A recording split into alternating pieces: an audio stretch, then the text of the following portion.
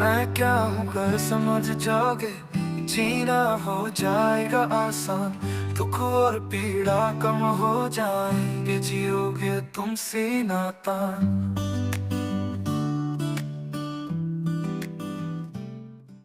विकल्प का स्वरूप हमने पढ़ा। तो अब जैसे ही हमारा विकल्प चेंज होगा तो हमें हर चीज का विकल्प मिलेगा। जैसे कल स्नेहा वहां क्लास में थी, तो इसने देखा वहां पर सोशियोलॉजी का भी विकल्प है, साइकोलॉजी का भी विकल्प है और इकोनॉमिक्स का भी विकल्प है। लेकिन इन विकल्पों की जानकारी हमें कब मिलेगी और विकल्प क्यों चाहिए, ये पहले स्पष्ट होना चाहिए। हम किसी भी चीज को रिप्लेस तभी करते हैं जब वो चीज हमारे लिए फायदेमंद नहीं होती। तो कल पॉइंट नंबर 6 में जो बताया गया,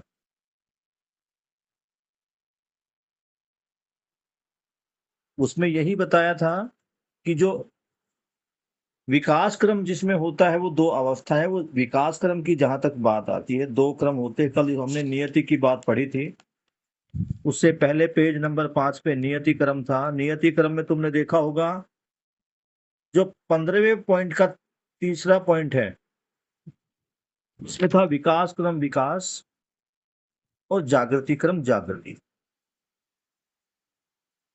तो ये जो विकास क्रम है, ये जड़ इकाई के लिए है, जिसमें पदार्थावस्था और प्राणावस्था आती है।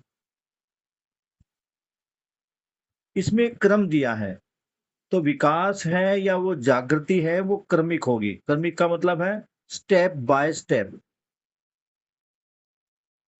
पदार्थावस्था में एक एक पदार्थ से जब दूसरा पदार्थ मिला, उनका केमिकल और फिजिकल रिएक्शन हुआ, तो नए पदार्थों का निर्माण हुआ, जिसमें से पानी भी एक है। इसी को कहा गया विकास क्रम। ये विकास क्रम चलता रहा और इस विकास क्रम में अलग अलग पदार्थ, अलग अलग पेड़ पौधे, इनका प्रकटीकरण हुआ, ये धरती पर आए। और जिस समय गठन पूर्णता पूरी हो गई, यानी चैतन्य परमाणु आ गया, तो ये विकास ये सतत चलता ही रहेगा। लेकिन जैसे ही चैतन्य इकाई आई, तो चैतन्य इकाई के बाद जब जीव आए और जीव के बाद जब ज्ञानावस्था आई, तो यहां पर जागृति क्रम और जागृति, अभी हम सब समझने के अर्थ में जागृति क्रम में ही है। लेकिन पहले क्या है उसको देखना पड़ेगा।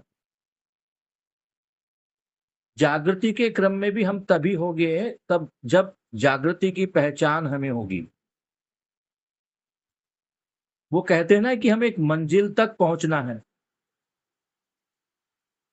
और उस पर जो रास्ता है, उस मंजिल को पाने के लिए उस पर चलना है।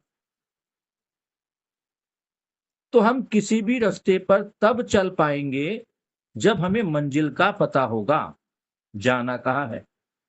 नहीं तो हम भटकते ही रहेंगे। तो सर्वप्रथम सबसे पहले यहां ये जानना जरूरी है कि जागृति है क्या, किसको कहा गया, और फिर उसके ऊपर हमें चलना है या नहीं चलना, वो बात। तो जागृति में क्या कहा गया है कि समझदार मानव की परंपरा। मानव समझदार हो जाए, बुद्धि में बोध हो जाए, आत्मा उसकी अनुभव करे।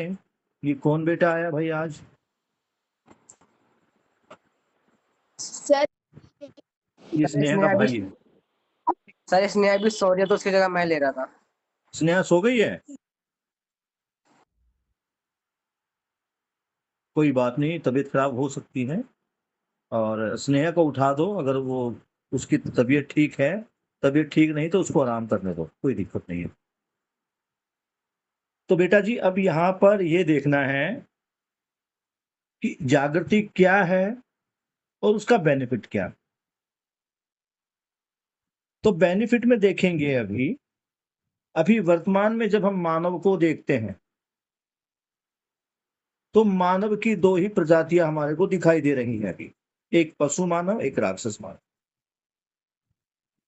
और आज के टाइम पर एक मानव अपनी खुशी के लिए दूसरे मानव के साथ छल, कपट, दम, पाखंड, द्रोह, विद्रोह, शोषण, युद्ध और दूसरे आदमी से लाभ कमाने के लिए, ध्यान देना पड़ेगा कि जब मैं अपने लाभ की बात करता हूं तो मेरे लाभ में किसी का नुकसान छुपा हुआ होता है। जब तक सामने वाले का नुकसान नहीं होगा मेरा लाभ नहीं होगा। इसको लाभ को भी देखना पड़ेगा। लाभ क्या है? लाभ है कम देकर ज्यादा लेना, इसको लाभ बोलते हैं। कम कार्य करके ज्यादा उससे लेना, ये लाभ है। और इस लाभ कमाने के लिए मानव साम, दाम, दंड, भेद, ये 4 तरीके हैं, इनका प्रयोग करता है। कल की क्लास में हमने इन पर विस्तार से बात की थी। तो आज कोई भी मानव ये नहीं चाहता कि कोई मेरा शोषण करे, कोई मुझे दुखी करे, कोई मेरे हिस्से को छीने। भले ही आदमी कितने ही प्रकार के पाप कर्म करता है, कितने ही प्रकार के पीड़ाजनक कार्य करता है, कितने ही प्रकार से दूसरे मानव का या प्रकृति का शोषण करता है, लेकिन कहीं ना कहीं वो ये समझता है कि मैं गलत कर रहा हूं, ये जो हो रहा है ये सही तो नहीं है। दूसरा, ये जो मानव शोषण कर रहा है ये भी चाहता है कि इसका शोषण ना हो, ये बचा रहे। हर मानव चाहता है कि मेरा भला ही हो, हर मानव चाहता है कि मैं सुखी ही रहूं। लेकिन मानव ने जिसको सुखी समझा, जिसको खुशी समझा, वास्तव में देखे तो वो खुशी भी खुशी नहीं है। हो सकता है कि कुछ समय के लिए मुझे खुशी मिले, लेकिन उस कुछ समय की खुशी से तो चलता नहीं। तो मानव ने खुशी का जो आधार माना वो अपना शरीर मान लिया। शरीर की जो 5 संवेदनाएं हैं, वो संवेदनाएं शांत हो जाए, उन संवेदनाओं के शांत होने को ही उसने सुख मान लिया। अच्छा खाने का मन किया तो खा लिया, खाने के बाद फिर क्या, फिर से एक गैप आ जाता है, फिर कुछ खा लेता है, फिर गैप आ जाता है, फिर उसका मन करता है मैं टीवी देख लूं, टीवी भी देख लिया, टीवी देखकर भी बोर हो गया, फिर क्या, चलो फिर गेम खेल लेते हैं, गेम खेल के फिर बोर हो गए, फिर क्या। तो ये जो बीच बीच में जो गैप बन रहा है, ये गैप ही पीड़ा है। आदमी जो भी प्रयास करता है इस गैप को कम करने के लिए या इस गैप को खत्म करने के लिए करता है। आदमी को लगता है कि एक सुख और दूसरे सुख के बीच में जो डिस्टेंस है, ये जो गैप है, अगर ये भी भर जाए तो मुझे परमानेंट हैप्पीनेस मिल जाए। लेकिन देखना पड़ेगा, इज इट पॉसिबल? तो मानव ने क्या समझा कि जब मुझे खुशी या आनंद इन वस्तुओं से ही मिलता है, इन सुविधाओं से ही मिलता है, तो उसने इन सुविधाओं का संग्रह करना चालू कर दिया। संग्रह करना चालू कर दिया तो अब क्या होगा भैया? अगर मानव सही तरीके से चले तो ये धरती पर्याप्त है। सभी मानव जाति का पेट भरने के लिए इस धरती पर पर्याप्त मात्रा में साधन है। लेकिन अब मानव के सामने पेट भरने वाली बात नहीं थी। अब मानव के सामने थी अत्यधिक सुविधाएं इकट्ठा करने की। तब उसने क्या किया? अब उसने धरती का शोषण शुरू कर दिया। ज्यादा से ज्यादा मात्रा में खनिज तेल, कोयला, पत्थर, धातु, मणि, इनको धरती से निकालना शुरू कर दिया। निकालना शुरू किया तो धरती खोखली हो गई, धरती पर असंतुलन आ गया, और इस धरती पर आए हुए असंतुलन के कारण ही आज आप देख रहे हो ऋतु परिवर्तन हो गया। गर्मी कितनी भीषण हो गई है। दूसरी बात, जो टाइम गर्मी का था उस टाइम पे उतनी गर्मी नहीं थी।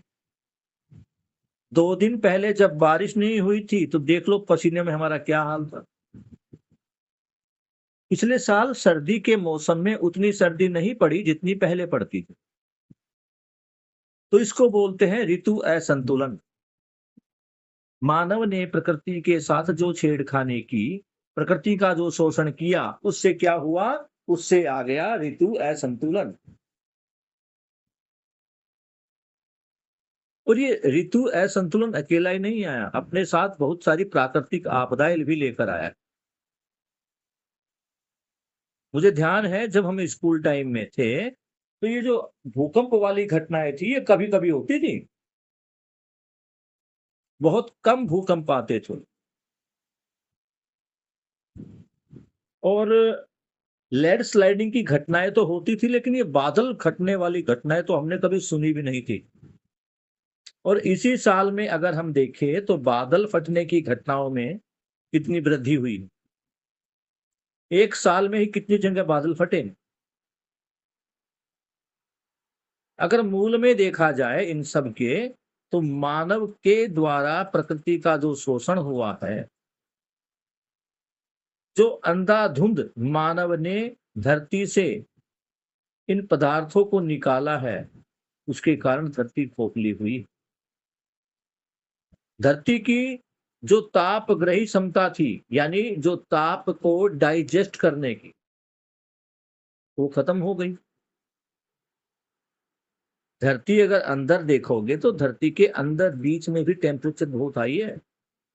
इतना हाई है कि अगर हम एक कुआं खोद दे कि भारत के बिल्कुल अपोजिट में अमेरिका जाना है और धरती के बीचों बीच अगर हम एक सुरंग खोदें तो कुछ किलोमीटर की दूरी पर जाने के बाद ही हमारे जितने भी धातु के उपकरण हैं वो सारी मशीनें पिघल जाएगी, इतनी ज्यादा हीट है। तो अब धरती के नीचे से तो अपनी हीट, धरती के ऊपर से सूरज की हीट, और बीच में इस अवस्था में मानव।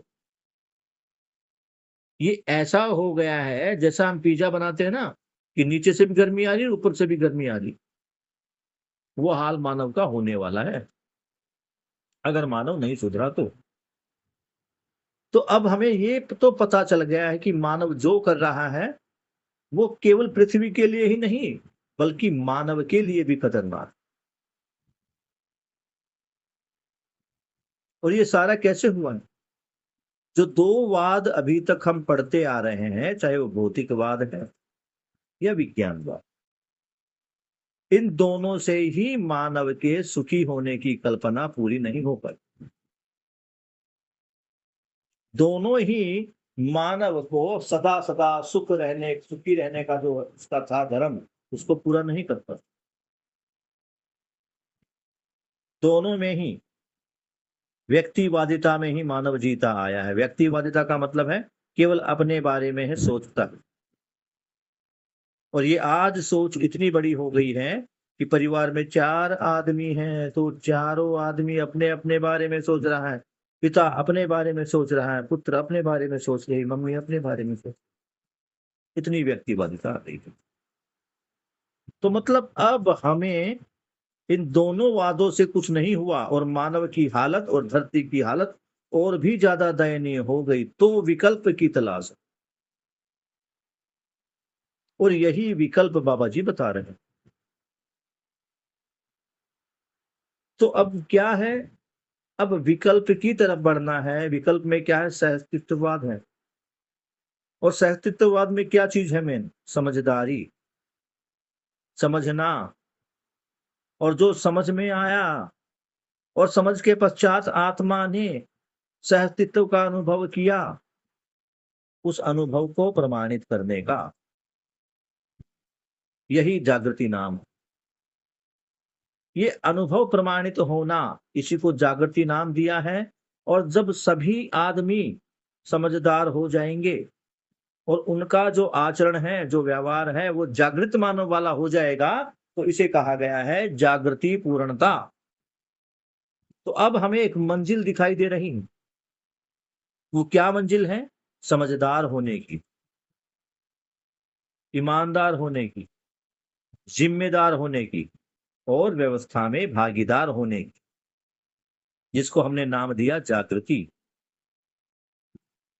तो मंजिल नजर आ गई है जागृति। तो जागृति के लिए हम एक कार्यक्रम बनाया है, उस कार्यक्रम पर कर्म अनुसार चलता है, आगे बढ़ना है, तभी समझ संभव है। तो यही बात थी कि मंजिल अगर डिसाइड हो जाए तो रास्ता बनता है। तो हमारी मंजिल गठन पूर्णता हो चुकी है, अब है क्रिया पूर्णता, यानी 10 क्रियाओं में जीना। 10 क्रियाओं में जीने का ही मतलब है जागृति। तो अब हमें जागृति की तरफ बढ़ना है, तो इसी को बोलते हैं जागृति क्रम। और जब जागृति तक पहुंच जाएगी तो फिर क्या हो जाएगी? जागृति। आगे बढ़ते हैं। अभी तक बाबा जी 2 प्रकार की चेतना की बात कर रहे हैं, एक जीव चेतना, एक मानव चेतना।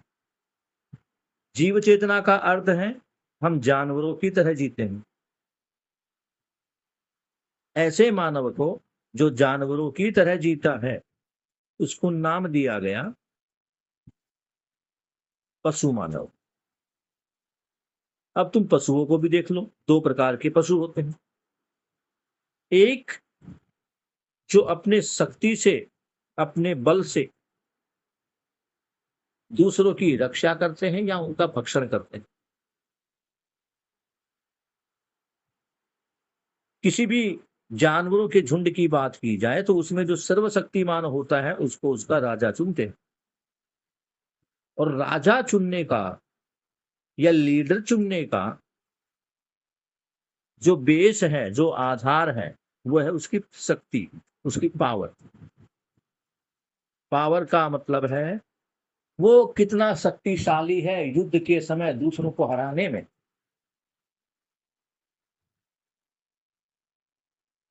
तो एक मानव तो हो गया पशु मानव, जिसको सताया जा रहा है, जो आगे निकलना ही नहीं चाहता, जो हमेशा दूसरों की दया, कृपा, करुणा पर ही पलना चाहता है। और दूसरा मानव जो लीडर के रूप में आया है, नेता के रूप में आया है, जो कहता है कि मैं तुम्हारी रक्षा करूंगा, लेकिन रक्षा के नाम पर वो उनका शोषण भी करता है। उनको बचाने के लिए उनसे फीस लेता है, जिसको हम लगान बोल देते हैं, टैक्स बोल देते हैं। उनका शोषण करता है, उन्हें परेशान करता है, नौकरों की तरह उन्हें ट्रीट करता है। ऐसे मानव को बोला गया राक्षस। तो 2 प्रकार के मानवों की हमने कल बात की थी। आगे बढ़ते हैं, पेज नंबर 6, पॉइंट नंबर 17। जीव चेतना का प्रमाण धरती पर अभी संविधानों में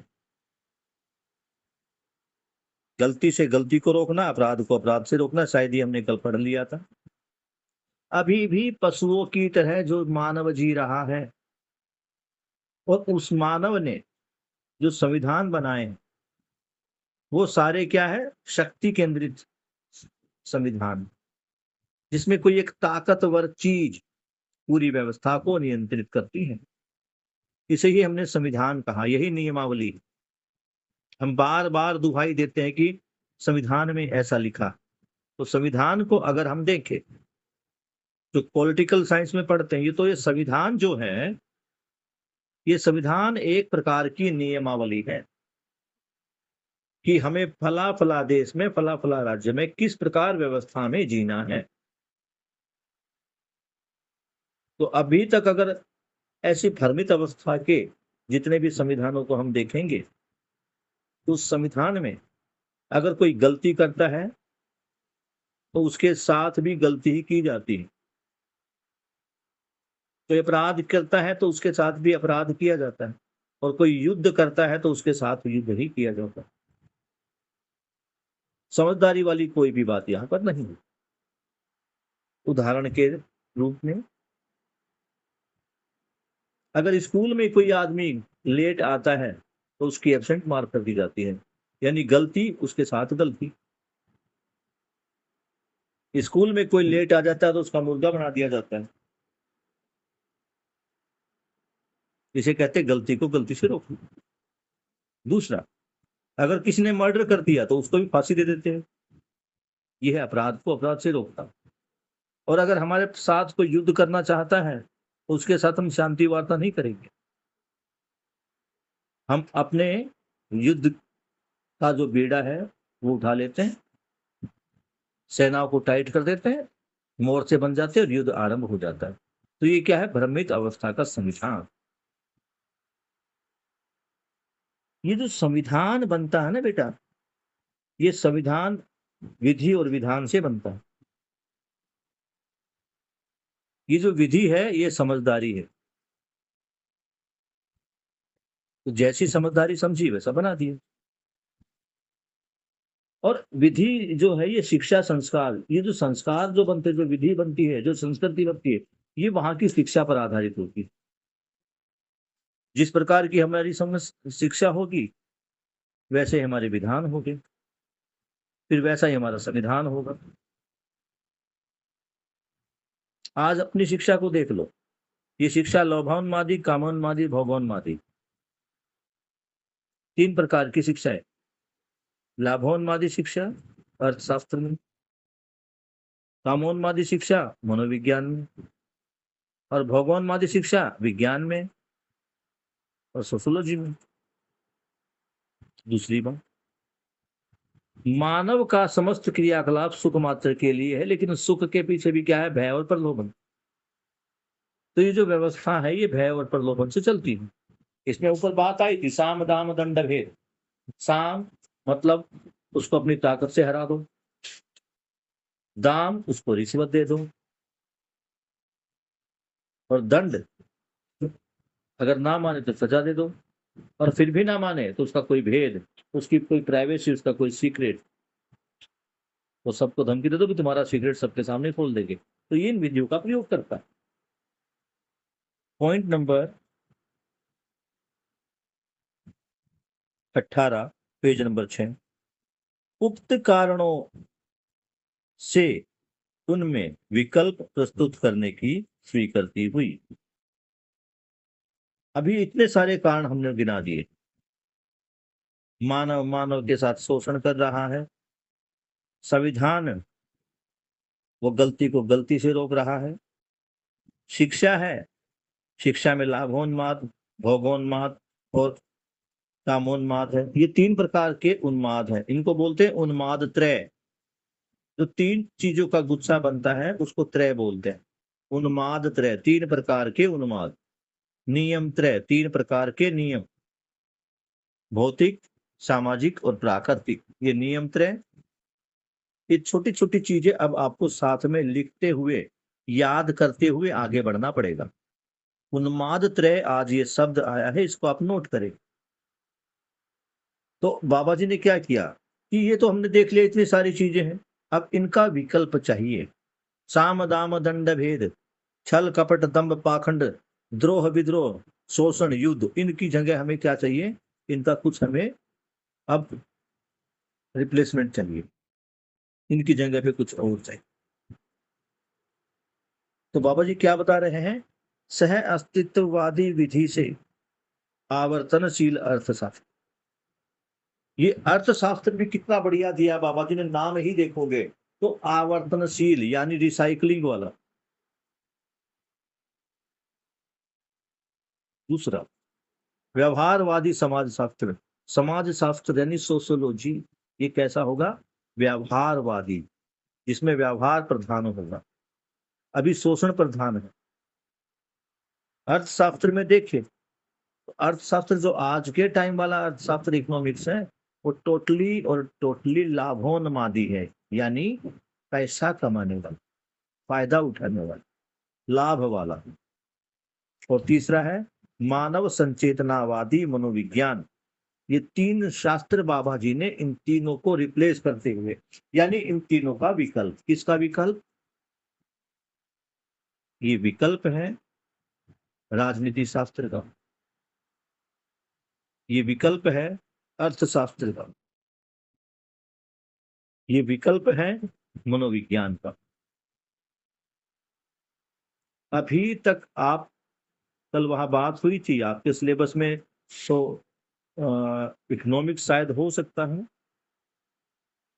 और होगा भी, पॉलिटिकल साइंस हो सकता है, कुछ बच्चों ने पढ़ा भी है पॉलिटिकल साइंस 11th और 12th। लेकिन ये जो साइकोलॉजी है, मनोविज्ञान, ये हमारे पास ग्रेजुएशन के सब्जेक्ट में आता है, नहीं तो जब हम अपना बीएड करते हैं तब आता है। अब तीनों को पढ़िए, जब तक इनमें कमी नहीं मालूम होगी कि क्या कमी इनके अंदर है, तो तब तक उस कमी को दूर करने की इच्छा हमारे मन में नहीं जगी। कल योगेश भाई ने भी ये कहा था कि पहले इन 5 किताबों को पढ़िए। हमें भी निर्देश दिया गया था कि पहले आप पढ़िए इनमें क्या कमी है, किस प्रकार से ये सिस्टम को चला रही है, और इस सिस्टम में चलते हुए किस प्रकार मानव और चारों अवस्थाएं और ये प्रकृति प्रभावित हुई, उसको देखें, वो समझ में आएगा, तभी विकल्प की जरूरत महसूस होगी। अब हमने अर्थशास्त्र पढ़ लिया, समाजशास्त्र हमने देख लिया, पॉलिटिकल साइंस नहीं पढ़ी, लेकिन पॉलिटिकल साइंस जितना उनके बच्चों से संकल्प हुआ वो देख भी पा रहे हैं कि वो क्या है। तो इनकी कमियों की हमें जानकारी है। जब बात होती है मनोविज्ञान की, तो मनोविज्ञान में केवल मन की प्रवृत्तियां, यानी वो कुछ थ्योरी है, उन थ्योरी को ही को रिलेट करने का प्रयास है। अब नाम तो हो गया मनोविज्ञान, मन का विज्ञान, लेकिन बाबा जी कह रहे कि आज से पहले मन क्या है किसी को पता ही नहीं,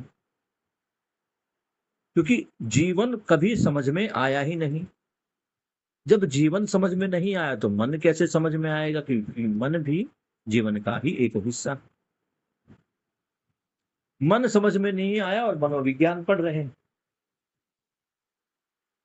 तो बाबा जी ने इनके विकल्प के रूप में ये 3 शास्त्र दिए, जिसमें जीवन मूल्य, जीवन मानव मूल्य अलग है, ये जीवन मूल्य, मानव मूल्य शरीर और जीवन दोनों को मिलाकर, और जो जीवन मूल्य है वो केवल जीवन के मूल्य। तो जीवन क्या चाहता है? जीवन चाहता है सुख, शांति, संतोष और आनंद। जब ये जीवन मूल्य ये प्राप्त होते हैं, तब मानव लक्ष्य या मानव मूल्य, इनको लक्ष्य भी बोल सकते हैं, मूल्य भी बोल सकते हैं। तो जब ये सुख, शांति, संतोष, आनंद, जिसे हमने धर्म भी कहा है, मानव धर्म, कहते तो हम केवल एक ही बात है कि मानव धर्म है सदा सुखी रहना, सुख को जोड़ते, लेकिन सुख के 3 कंपोनेंट और है। सुख अपने आप में ही सुख, शांति, संतोष, आनंद से मिलता है। चारों के कंबाइंड रूप को सुख बोला गया जब धर्म की बात होती। जब मानव लक्ष्य की बात होती, मानव क्या चाहता है?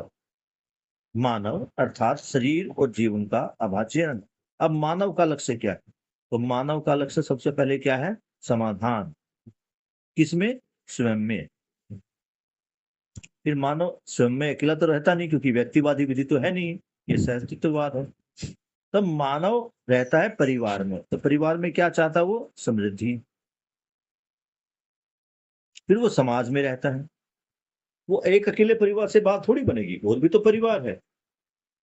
इन परिवारों में अगर आप जाके देखो तो एक प्रकार का डर है, मैं अपनी लड़की को वहां नहीं भेजूंगा, मैं अपनी लड़की को बुआ जी के यहाँ नहीं भेजूंगा, मैं लड़की को मामा जी के यहाँ नहीं भेजूंगा, मैं लड़की को अकेले स्कूल नहीं भेजूंगा, मैं लड़की को अकेले कॉलेज नहीं भेजूंगा। तो ये जो है ये समाज में, और समाज बनता है परिवारों से।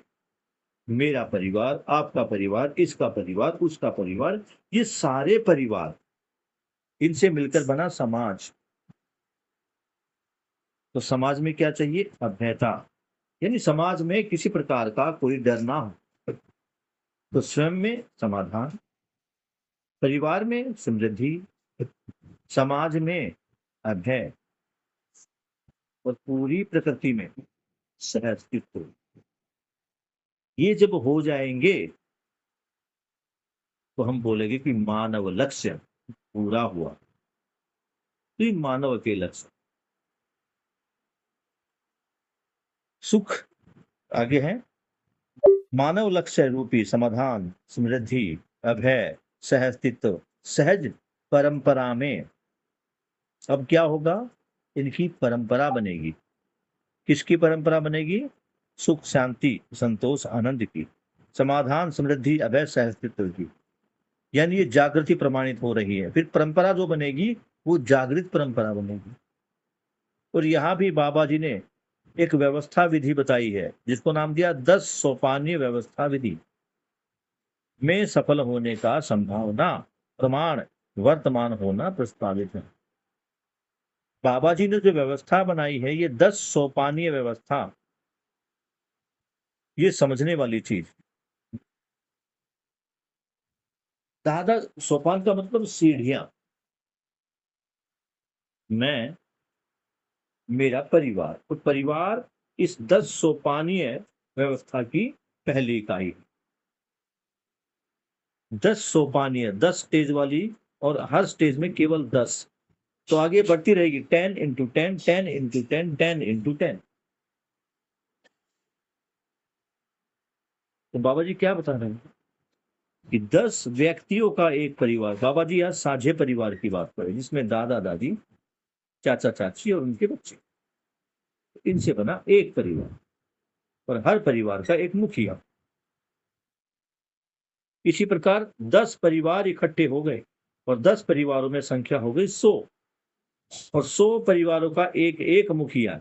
यानी 10 परिवार, 10 लोगों के 10 परिवार, और उन 10 परिवारों में से एक एक लोग और आगे आएंगे, वो फिर से 10 हो जाएंगे। तो ये होंगे एक मोहल्ले के, एक मोहल्ले पे एक सभा बन गई 10 लोगों की। ये सारे उस सभा के सदस्य। अब ये उनमें से एक का चयन करेंगे, फिर एक आगे जाएगा उस मोहल्ले का प्रतिनिधित्व करने के लिए। एक व्यक्ति जो अपने परिवार का प्रतिनिधि कर रहा है, दूसरा जो पूरे 10 परिवारों का प्रतिनिधित्व कर रहा है। ये जो 10 सोपानीय व्यवस्था है, ये बैठकर सामने बोर्ड पर या चार्ट के साथ समझने वाली वस्तु। इसको कभी करेंगे, अभी आगे भी आएगी। बाबा जी ने कहा है कि ये जिस व्यवस्था की बात कर रहे हैं, कौन सी व्यवस्था? ऐसी व्यवस्था जिसमें सारे आदमी जागृत और समझदार है। तो इसमें 10 सोपानी जो व्यवस्था है वो ऐसी व्यवस्था होगी भैया जी जिसमें परिवार में स्वयं में समाधानित हो गया हर व्यक्ति, परिवार में समृद्धि होगी, हर परिवार में, एक परिवार नहीं हर परिवार में। और जब हर परिवार में समृद्धि होगी तो ये चोरी चकारी शोषण खत्म। अब समझो, जब चोरी चकारी शोषण खत्म तो ये जो गार्ड है ये खत्म। जो जगह जगह हमने थाने खोल रखे हैं ये थाने खत्म। समाज में अभय होगा। अभय होगा। अभी हमें पुलिस की जरूरत क्यों? आर्मी की जरूरत क्यों? क्यों? क्योंकि हमारे पास डर है। समाज भयभीत है। जब समाज में ही भय नहीं होगा तो इनकी टेंशन खत्म। आप देखो कितने सारे संसाधनों की बचत होगी। पुलिस को जो तनख्वाह दी जाती है, सेना को जो तनख्वाह दी जाती है, उनका जो पैसा बचेगा उससे विकास कार्य हो। दूसरी बात, खाली तनख्वाह ही नहीं दी जा रही, उनके ऊपर बहुत सारा तेल, पेट्रोल, डीजल, उन थानों में बिजली, कितने संसाधनों का फिजूल खर्ची हो रही है, तो वो रुकेगी। इससे क्या होगा? जब ये फिजूल खर्ची रुकेगी तो हम बिजली किससे बना रहे हैं? हम बिजली बना रहे हैं कोयले से। तो कोयले की कम जरूरत पड़ेगी, कोयले की कम जरूरत पड़ेगी तो हमें धरती को कम खोदना पड़ेगा। अब आप देखो, एक एक चीज, अगर एक जगह भी समझदारी आ जाती है तो पीछे की सारी व्यवस्था वो सुधरती चली जाती है। तो यहाँ पर समाधानित होने से समझ उसी से है और उसी से शक्ति को प्रकट होगा। पर बाबा जी की जो 10 सोपानीय व्यवस्था है वो सफल होगी। पॉइंट नंबर 19, मानवीय मूल्य। सब मूल्यों की बात आई। तो मानवीय मूल्य कौन से हैं? एक समझदार आदमी में कौन कौन से गुण?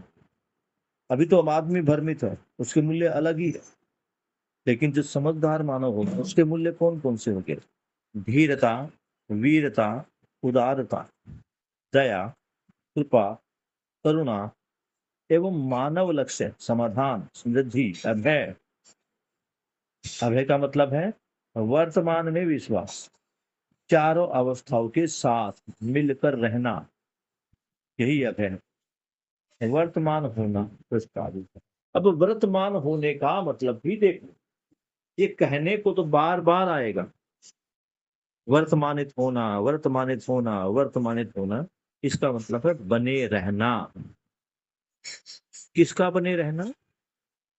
समाधान, समृद्धि, अभय और सहज, ये प्रमाणित होना और बाद में इनका बने रहना। बने रहने का मतलब ये एक परंपरा बन जाएगी। मेरे घर में जागृत अवस्था में जो बच्चा पैदा होगा वो मेरे आचरण को देखेगा। वो देखेगा कि हमारे परिवारों परिवारों में कितना प्रेम संबंध है। अभी हम क्या देख रहे हैं? हम पैदा होते ही अपनी तुलना दूसरे परिवारों के साथ होते हुए देखते हैं। माँ, बाप, चाचा, चाची, बुआ बचपन से ही हमारे सामने बैठकर दूसरे के परिवार की बुराइयां या बड़ाइयां करती। अभी हम क्या देख रहे हैं? इसको देखना।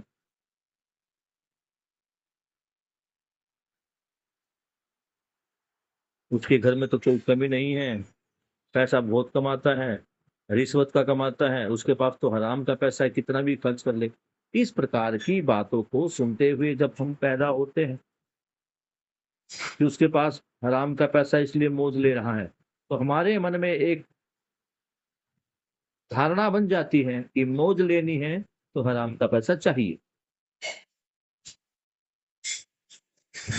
और एक बार आदमी को तो हमें पता है भैया, उसमें दो ही बल है, दो विशेष अच्छे शक्तियां हैं। वो क्या है? कल्पनाशीलता और कर्म स्वतंत्रता।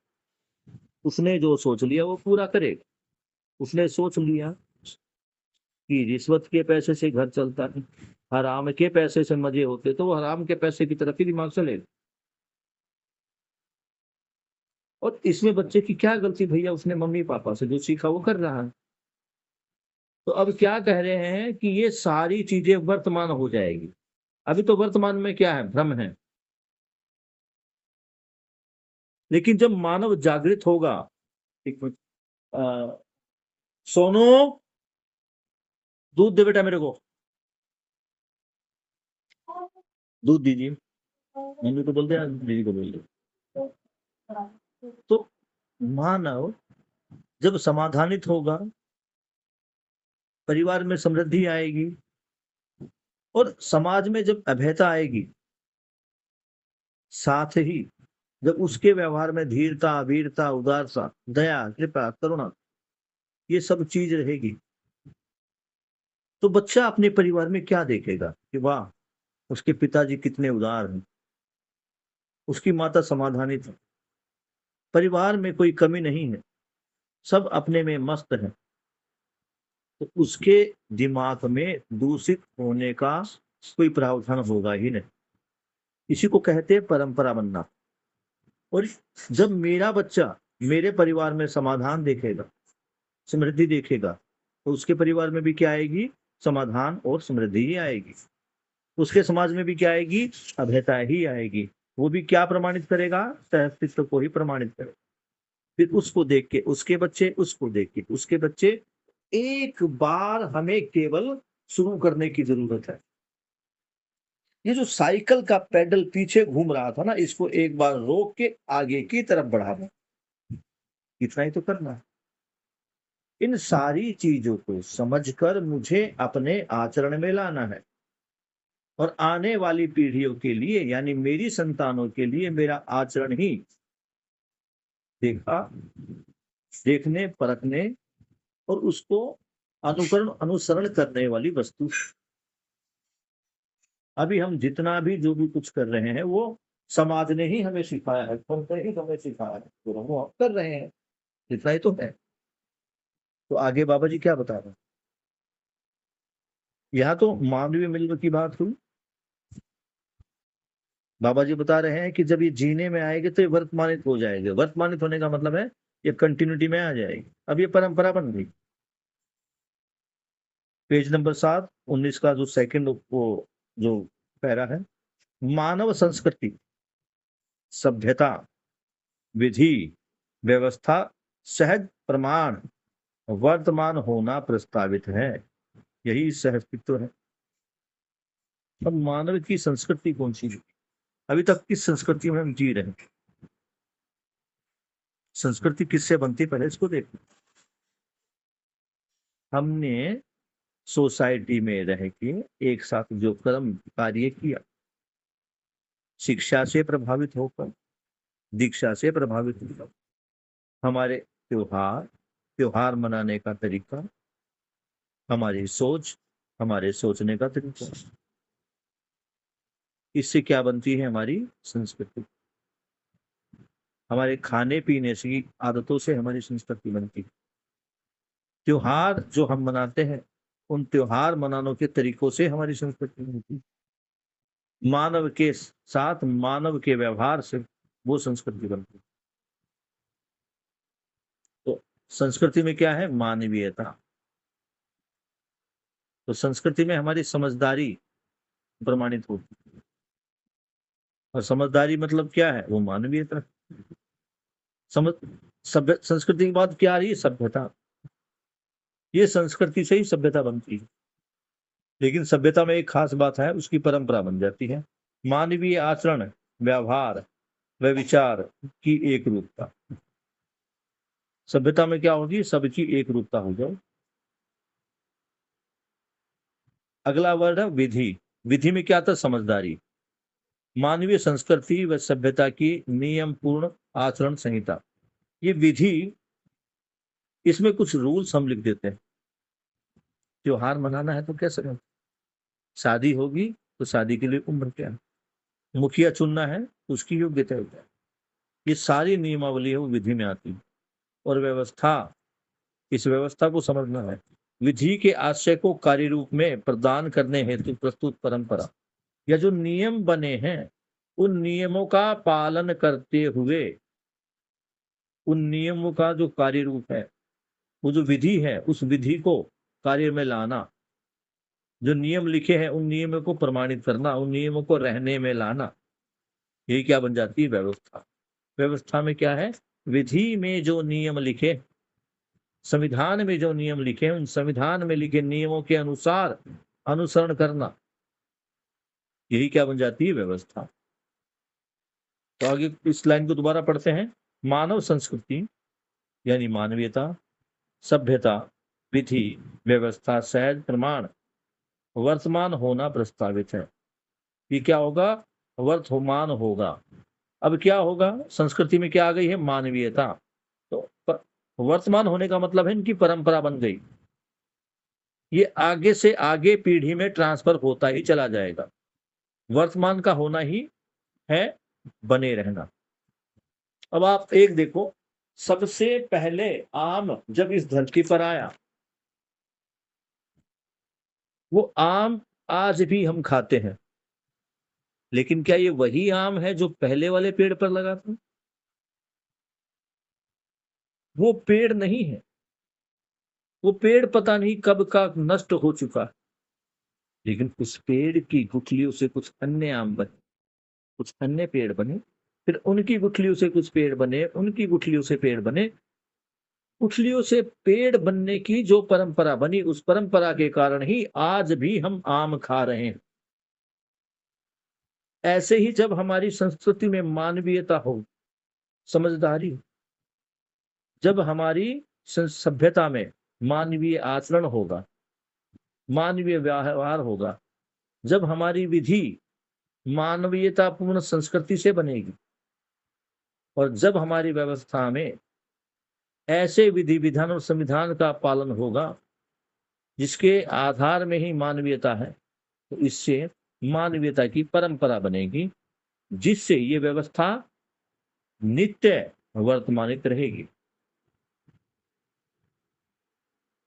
अगला पॉइंट, पैरा जो है पेज नंबर 7, 19 नंबर पॉइंट का अगला पैरा, स्थापित मूल्य, परस्पर संबंधों की पहचान, संबंधों में मूल्य का निर्वाह होना ही संस्कृति, नित्य उत्सव, सहज वैभव, अखंड समाज, सूत्र, व्याख्या, सहज प्रमाण, वर्तमान होना प्रस्तावित है। अब ये टफ शब्द थोड़ा आना शुरू हो गए। एक एक शब्द को परिभाषा विधि से पढ़ना। अगर मुझे लगता है कि मुझे इसमें से किसी भी शब्द का, संबंधों का, मूल्य का, निर्वाह का, संस्कृति का अर्थ पता है, यही मेरी गलती। मैं इसको कहीं से भी कहीं कनेक्ट कर दूंगा। अब यहां हमें शब्दों पर जोर देना। स्थापित मूल्य, ऐसे मूल्य जो मानव में स्थापित। कौन कौन से मूल्य? कृतज्ञता, श्रद्धा, गौरव, प्रेम, विश्वास, सम्मान, स्नेह, ममता, वात्सल्य। ये तो इससे क्या होता है, ये जो स्थापित मूल्य है, ये स्थापित मूल्य कहाँ देखे जाते? मानव में। मानव के साथ जो मानव आचरण करता है, उनमें ये मूल्य देखे जाते हैं। तो मानव के साथ इन मूल्यों को निभाने से पहले इन मूल्यों की जानकारी मुझे होनी चाहिए। 9 मूल्य ये स्थापित मूल्य, और इसके साथ 9 मूल्यों का सेट एक और है जो व्यवस्था में आता है, जीने में आता है, जो हमारे आचरण में आता है। ये जो मूल्य, स्थापित मूल्य, ये स्थिति के रूप में, गति के रूप में जो मूल्य है, इन्हीं के साथ वो आपस में अटैच है। एक स्थापित मूल्य, और इसका दूसरे का नाम मेरे दिमाग से निकल रहा है, अभी देख लेता हूँ एक बार। मूल्य है स्थापित मूल्य, इसमें आने वाले हैं आगे। कोविड के बाद कुछ शब्द जो है ना, वो दिमाग में रहते हैं लेकिन कई बार आते नहीं हैं।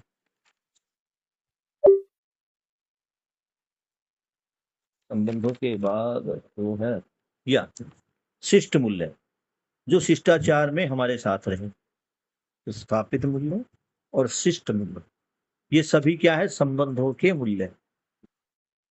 तो जब हमें संबंधों की पहचान होगी तो मूल्यों का निर्वाह अपने आप ही आरंभ होगा, और इससे क्या होगी? संस्कृति, नित्य उत्सव, सहज वैभव।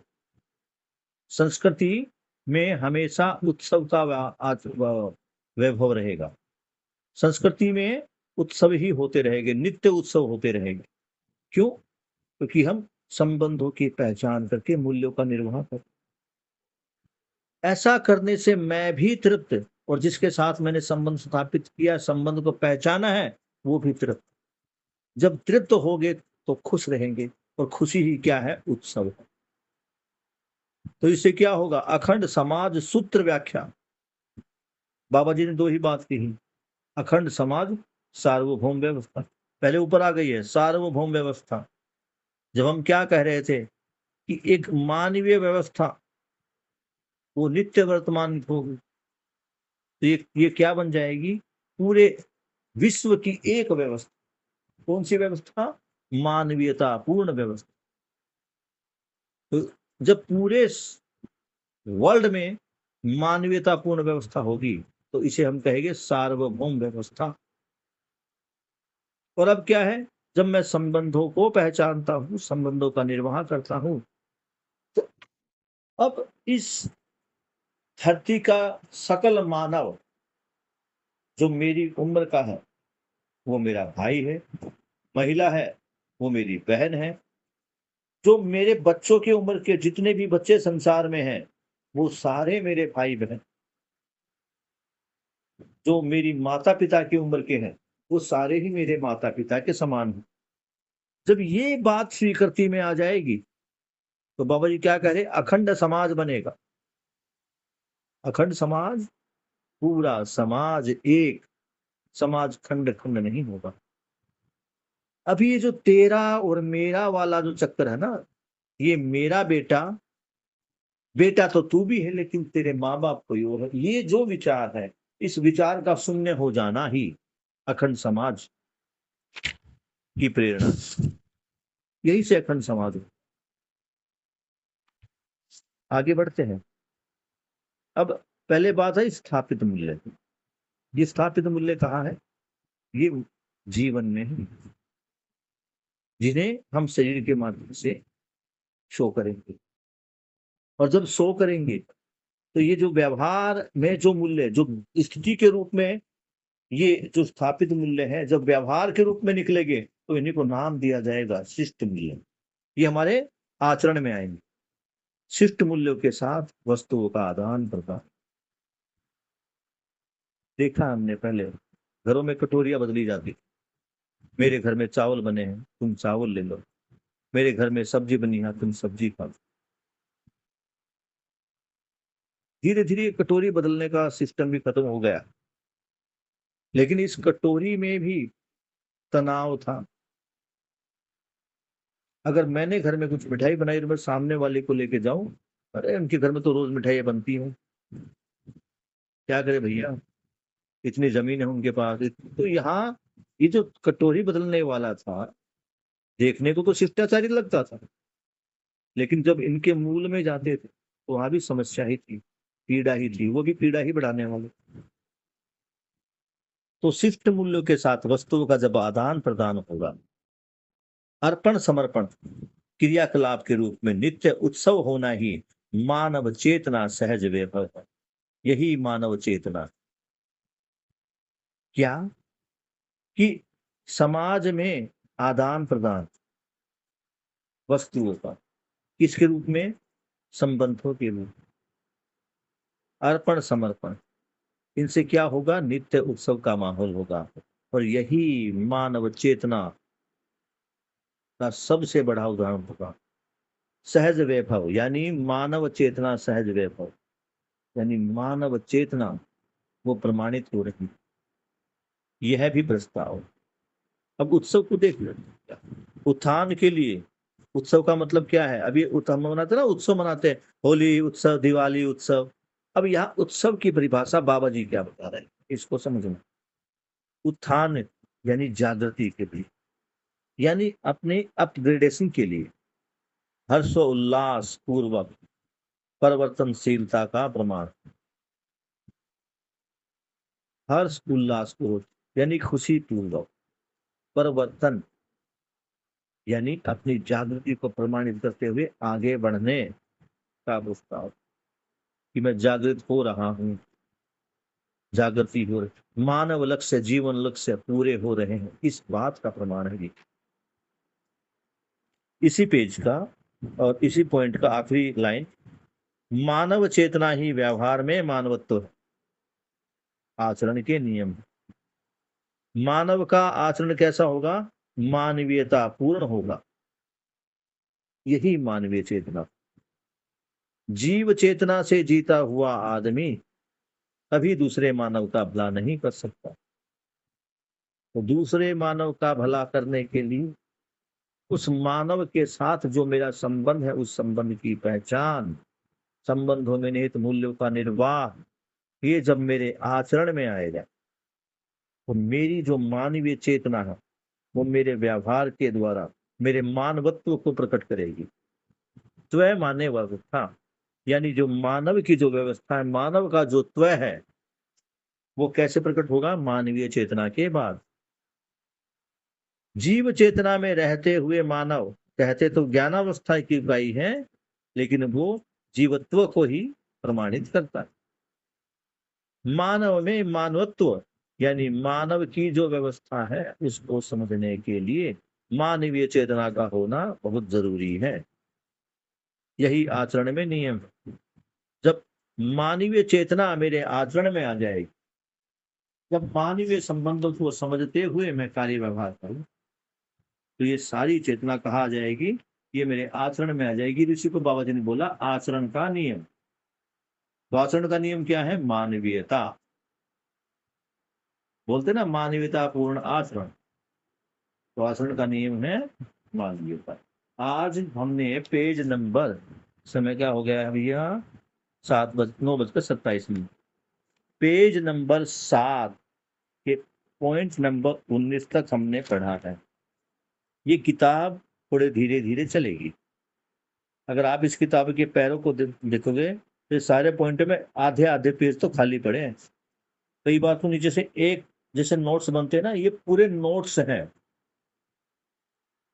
जैसे हम कोई चीज याद करते हैं ना, तो याद करते हैं तो पूरा पैरा तो हम याद नहीं करते, उस पैरे में एक हेडिंग बना लेते हैं, वो हेडिंग लिख लेते हैं, उस पर पढ़ते तो पूरा पैरा याद आ जाता। तो ये पूरी की पूरी किताब ये मेन पॉइंट्स में लिखी गई, ये बुलेट पॉइंट है पूरे दर्शन की। ये समझ में आना मतलब जागृति की तरफ हमारा कदम करना। हम धीरे धीरे एक एक कदम जागृति की तरफ करते। पहले समझना है और समझकर जीने में लाना। मैं अगर अपने आसपास में मानवीय संबंधों की पहचान नहीं कर पाया तो न्याय आरंभ नहीं होगा। सबसे पहले अपने घर में, गली में, पड़ोस में, मोहल्ले में, स्कूल में जितने भी मानव हैं उन सब के साथ पहले मैं मानव की बात की करता, उसके बाद हम शेष प्रकृति के साथ भी अपने संबंध को देखें। लेकिन शुरुआत तो कहीं ना कहीं से करते हैं, तो क्यों ना मानवीय संबंधों के साथ करें। मेरा पड़ोसी है, भले ही मुझसे लड़ता है, झगड़ता है, लेकिन मुझे उसको किस रूप में देखना है? अपने साथी के रूप में, अपने मित्र के रूप में, भाई के रूप में। जब मेरा आचरण वो बार बार जब मुझे गाली देगा और मैं उसकी गाली देने से प्रभावित नहीं होऊंगा और कभी जरूरत पड़ी तो उसका भला भी करूंगा, तो मेरे इस आचरण को देखकर वो भी प्रभावित होगा। इससे क्या होगी? मानवता, जो मानवीय मूल्य है उनका मल्टीप्लीकेशन शुरू होगा। और ये सारी चीजें कैसे पॉसिबल होगी? मेरे व्यवहार के द्वारा। मैंने न्याय को समझा, इसको भी देखना पड़ेगा। न्याय को समझा या न्याय शब्द की परिभाषा क्या है उसको समझा। न्याय शब्द समझ में आने का मतलब है न्याय मेरे आचरण में आ गया। जब तक वो आचरण में नहीं आया वो एक सूचना मात्र ही है। अभी केवल तुम्हें सूचना मिल रही कि कोई न्याय नाम की चीज है, उसमें बस ये 4 पॉइंट होते हैं। इन चारों पॉइंटों को अपने जीवन में लाओ, अपने बर्ताव में लाओ। जिनको हम दोस्त समझते हैं उनके साथ तो है ही, जिनके साथ हमें लगता है कि हमारी नहीं बनती उनके साथ भी मानवीयतापूर्ण आचरण। वो तुम्हें गाली भी दे, लड़ाई भी करे, झगड़ा भी करे, डांटे भी, एक स्माइल देके। क्यों? क्योंकि तुम तो समझदार हो गए, तुम तो जागृति की तरफ बढ़ रहे हो, तुम्हारा आचरण भी जागृत मानव की तरह ही हो जाना चाहिए। जितना समझे वो व्यवहार में आना जरूरी है।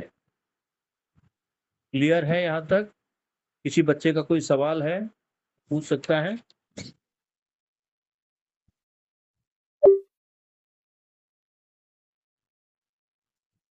नहीं है तो बाबा जी के प्रति कृतज्ञता अर्पित करते हुए आज की इस कक्षा का हम यहीं पर समापन करते हैं। कल आगे से इस पुस्तक को पढ़ेंगे। आप इस पेज को, यानी जो पेज नंबर 7 है और पेज नंबर 8, इनको जरूर पढ़ें। देख लेते कौन सा पेज है। हाँ, पेज नंबर 7 और पेज नंबर 8 इनको जरूर पढ़े, क्योंकि हम पेज नंबर कल कोशिश करेंगे ये 20 और 21 सारे हो जाए। बड़ी जरूरी बातें हैं।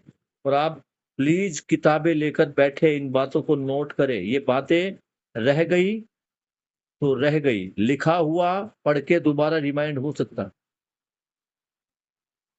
और किसी को भी ये थोड़ा सा भी अगर ये दिमाग में आ गया कि नहीं मैं सुन रहा हूं और मुझे याद रहे, ये बिल्कुल याद नहीं रहेगा, क्योंकि शब्द बाबा जी ने मान्यता वाले लिए है, डेफिनेशन टोटली उनकी डिफरेंट।